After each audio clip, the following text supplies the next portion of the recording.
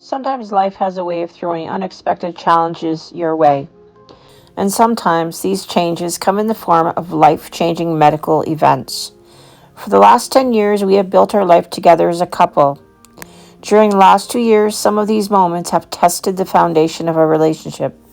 We want to share our journey of navigating through a decade of marriage, communication, and support each other through it all. Together, we can discover how our love, resilience, and understanding can shine brightly through the darkest of times. In this video, I will be sharing some of my husband's medical conditions with his permission. We want to share this so that it can help others who may be navigating through a similar situation, who are doing it alone, or have a partner who they're sharing this with. But we will hope that it will help others. So let's begin. Our life changed 2 years ago. 2 years ago, my husband was not feeling well, so he called me at work telling me he wouldn't be able to pick me up. So when I got home, I checked in with him to see how he's feeling, and he said he still felt not great. That night he went to bed early, and I never thought anything of it. He does have some pre-existing medical conditions, so he does get fatigued early and does tend to go to sleep early. The next morning was a different story. I woke up, I made him some toast. He wasn't hungry. I noticed that he had changed. He was sweating profusely. He was shaky, and he went into bed. He began to go into shock, or what I thought was shock. I immediately picked up the phone and called 911, explained to the operator what was happening, and before I know it, they took his vitals, took him by stretcher, and from there he went to the hospital.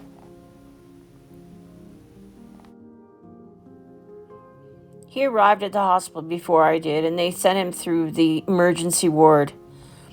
His body was in the highest of distress. One of the doctors told me, "Your husband is a really sick man." My heart sank when I heard that. What happened through the next hours and hours was a blur.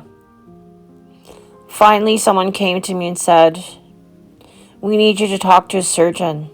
I'm thinking to myself, surgery? What's going on?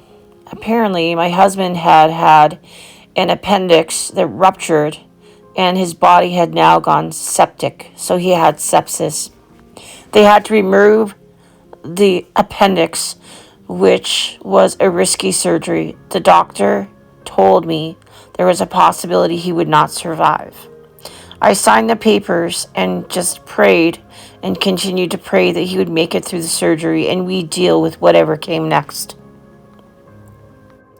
Hours later, the surgeon came back to me and told me that the surgery was successful. However, Chris was on life support and we were early days.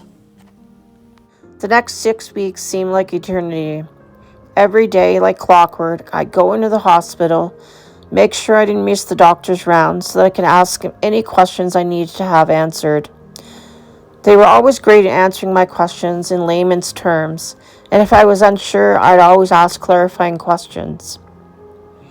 Every day seemed to blend into the next. Little things changed.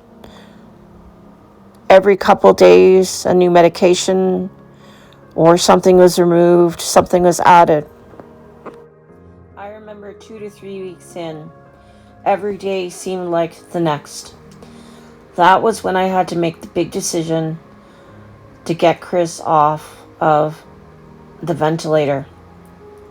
The plan was to get him off the ventilator. We weren't sure if he was strong enough to do it, but it was worth a try at this point. The longer he stayed on the ventilator, the longer and the harder it was going to be to wean him off. They took the ventilator out. They took the breathing tubes out. He sat there and he started to respirate. He lasted less than 5 minutes off the ventilator. He started to go into distress. His vitals dropped. They decided to put the ventilator back in. My heart sank as soon as I heard those words. He had really no idea what was going on. He was in and out of consciousness, and the medication was so strong to keep the pain away. One of the ICU nurses who worked alongside of me in the first days when Chris was admitted spoke to me about how some of her patients had had a tracheotomy done, which is an incision in the throat, creating a hole in which the ventilator could be attached. This would make it more comfortable for Chris. He would have more movement and more freedom. And it was the best way to go at this point. So I gave my permission, and they did the tracheotomy after they had reattached the ventilator into his mouth. That night I thought I was smart. I would go onto YouTube and see what a tracheotomy surgery entailed. It wasn't at all what I thought it was going to be. It was totally invasive. I didn't know what I expected it to be, but I had a sick pit in my stomach when I saw what was going to be done, but I knew this was the best outcome for what was happening to Chris. During the day, I would stay with Chris by his bedside for the first week. I stayed with my mom just to have some comfort. Someone was there that I could talk to. There's nothing like going home back to your parents, or to my mom now, when you're going through something hard. It's comfort, it's nurturing. I'm not sure what it is, but it's something that I needed at that time in my life. My days were quiet. I'd often sleep in the chair beside Chris's bed. I talked to the nurse, who also was the same nurse who recommended the tracheotomy. She said to me, "Talk to him." And I asked her if he could hear me. She said, "It doesn't matter. Talk to him, let him know you're here. Find his favorite music, play it." So I went onto Spotify, I downloaded some of his favorite music, I downloaded our wedding song, and I talked to him every moment of the day. Every couple of days, I'd walk down to the chapel. I'd get down on my knees and pray for him. I'm not a religious person, but I do believe in a God, and I prayed that everything would be okay. I'm not going to tell you that any of this is easy. We had days where there were setbacks. I remember one night at 10:30, I was staying at my mom's, and I got a call from the nurse. Chris had taken a turn for the worse. "Don't come. We just want to let you know that we're taking care of everything right now. Get some sleep, and we'll call you in the morning." Yeah, right. After that kind of call, I was ready to go there, but she told me not to go. They had it under control. So I had to trust the medical team and try to sleep. That was one setback. Another setback was after the tracheotomy. Chris kind of became more aware of his surroundings. And when he did become aware where he was, he kind of didn't know where he was. He was out of it. He was angry, and he tried to pull the tubes out of his throat, the tracheotomy. They had to bind his hands to the bed, and that made him even more angrier. I talked to him, explained. He couldn't speak because of the tracheotomy, and also it seemed that his hearing had also gone. Over time, Chris became gradually stronger. He was constantly in a quest for water. He wasn't allowed to have any water. He was totally on bag feed and intravenous. I'd bring a glass of water. I'd have to keep it close by me, otherwise he'd try to grab it. All he was allowed were throat swabs. Then one day, the doctor came in and he said, he wrote on a whiteboard, he said, "I want water." Doctor said, "No, we can't have water." He said, "Okay, well, you can have swabs." "No, I don't want swabs anymore." I'd give him swabs. He'd take the swabs, then he'd want more swabs. He said, "I want a popsicle." So by this time, we were in the month July, August, September. So in the middle of September, I went out to the local grocery store and grabbed him a popsicle. I remember clearly. It was a green popsicle. When he took some of that popsicle, his face was puckered his lips and shook his head, and it was sour. But you know what? He ate that entire popsicle. To this day, he still eats popsicles, not as his only form of food, but as an addition to what he does eat. He went through physiotherapy, and unfortunately, he could not stand or walk. He was assessed, and turned out that the appendix caused nerve damage in his leg, so that he did not have full mobility of his leg. Nerves are an incredibly hard thing to heal, and a nerve damage can take as much as 1 month to move 1 centimeter in healing, which perplexed me. They eventually got him into a manual wheelchair, and he tried hard as he could to wheel himself around while nurses carried an oxygen tank and other equipment with him to get him up and down the hallways. It was a little bit of freedom, but he was getting really tired of watching TV because he saw so many food commercials. It made him hungry. I brought him a DVD player from home, a travel one, so that he could watch his movies, and that seemed to keep him occupied for a few hours. Between that and music, that's what sustained him. That was September. September was a hard time. I began to wonder what I was going to do. I was fearful of leaving Chris, but I knew that I should return to work because it would give me some kind of routine, normalcy, because the hospital and Chris had become my life. He was now a bit more stable, not 100% of course, but he was better than he was, and the doctors and nurses assured me, you know what, now is the time to start thinking to go back. I contacted my employer. I decided to go back for October 1st. As the end of month September rolled around, I got more anxious, but decided this must be done. I had bills to pay, I had a mortgage to pay, and I wanted to make sure that everything was okay. And I knew Chris was worried about the bills and the money and the finances, so we sat down and talked. This was also the time we had the talk with the doctor. It was evident that Chris's care was going to be the entire rest of his life, long term. There was no option for him to move at home.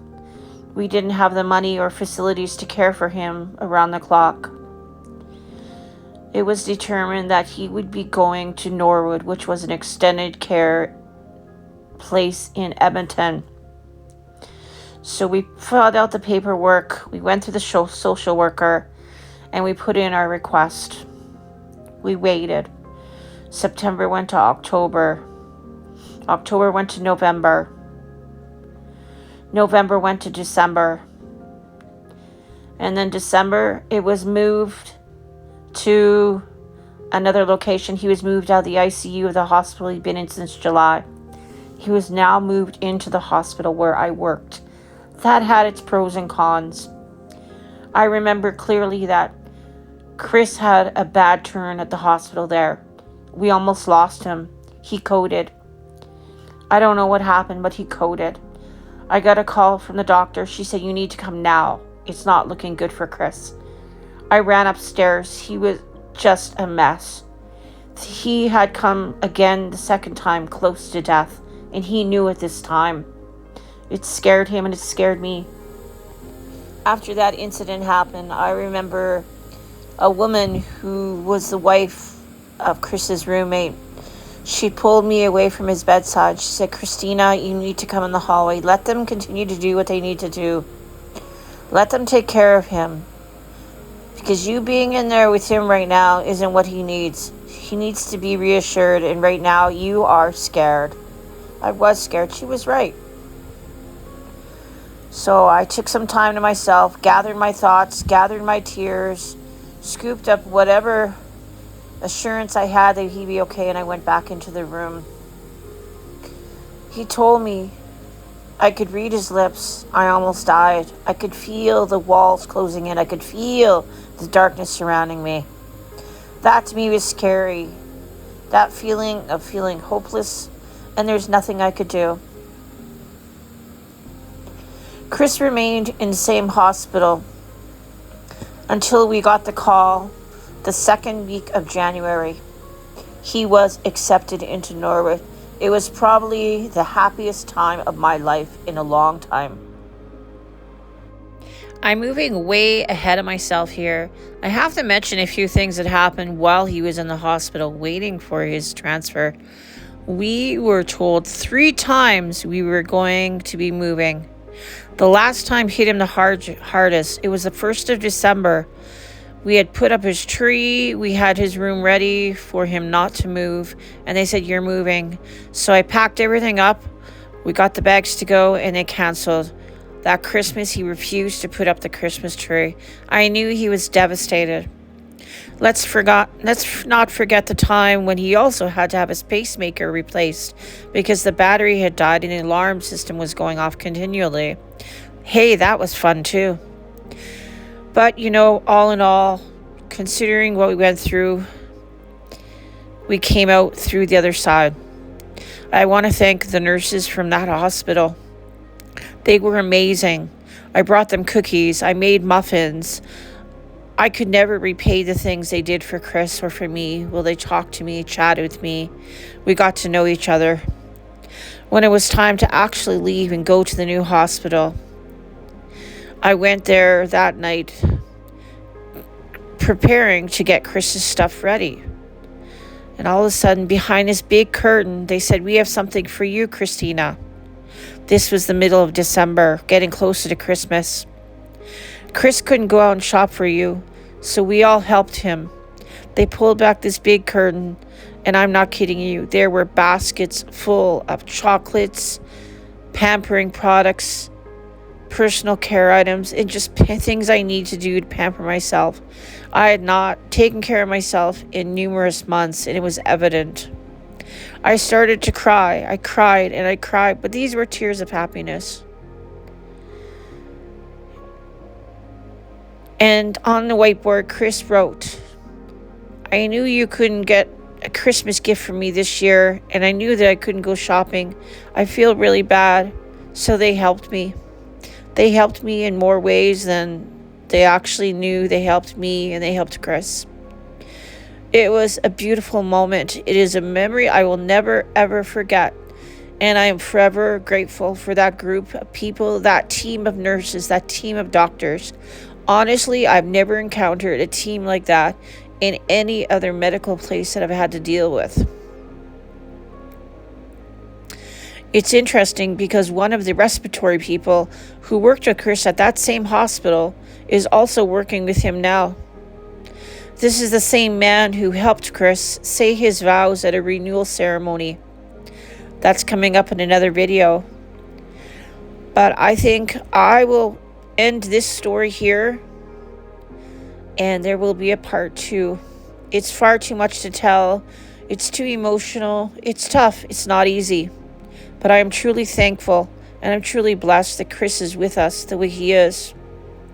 I will tell you his story of where he is now, the place he is at, and how he got there and what it took to get him there, because that is truly something that is astounding to me. His resilience, his sense of humor, his persistence. So many people didn't think he'd make it this way, but he continues to thrive. He has good days, he has bad days, but we work it together. Most of the work he does by himself, but I'm always there to support him and comfort him when needed.